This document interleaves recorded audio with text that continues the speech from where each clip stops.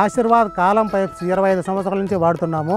వాటి గుండా ఏ సమస్య లేదు. నాణ్యత కానీ మన్నిక కానీ బాగుంది. మాకు వచ్చేసి 30 ఎకరాలు నేను సాగు చేస్తున్నాను. మా పంటలు వచ్చేసి అరటి, బొప్పాయి, ఇంకే సీజన్లో దోస, కర్బూజా, గుమ్మడి ఇలాంటి పైర్లు ఎక్కువగా పెడుతూ ఉంటాము.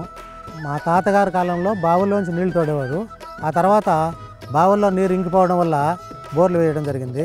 కానీ ఆ బోర్లు కూడా నీళ్ళు ఇంకా ఎక్కువ లోతుకు వెళ్ళడం వల్ల, డెప్త్ ఎక్కువైన దానివల్ల ఐరన్ పైప్స్తో డ్రైలు పోవడము, సిలుం పట్టడము, మండికి తక్కువ రావడము ఇట్లాంటి సమస్యలు ఎక్కువ వస్తూ ఉంటే ఆ తర్వాత ఆశీర్వాద పైపులు అనేటివి మార్కెట్లో కొత్తగా వచ్చిన తర్వాత మాకు తెలిసింది ఆశీర్వాద పైప్స్ వచ్చాయని.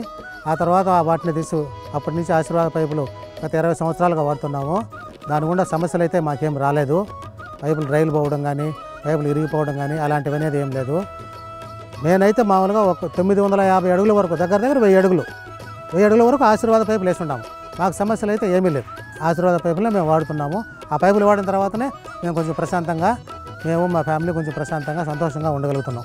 రైతు పంట వేయాలంటే రైతుకు కావాల్సింది ఫస్ట్ వాతావరణము, ఆ తర్వాత వచ్చేసి గిట్టుబాటు ధర, ఇకపోతే మూడవది వచ్చేసి మనకు కావాల్సింది నీరు సమృద్ధిగా ఉంటే రైతు ఏ సమస్య లేకుండా ధైర్యంగా పండించగలుగుతాడు. ప్రతి రైతుకు పంట పండించడానికి పొలం ఎంత అవసరమో, నీళ్ళు ఎంత అవసరమో, ప్రతి రైతుకు బోర్లో నుంచి పొలానికి నీళ్లు పంపించడానికి ఆశీర్వాద పైపు అంతే అవసరం.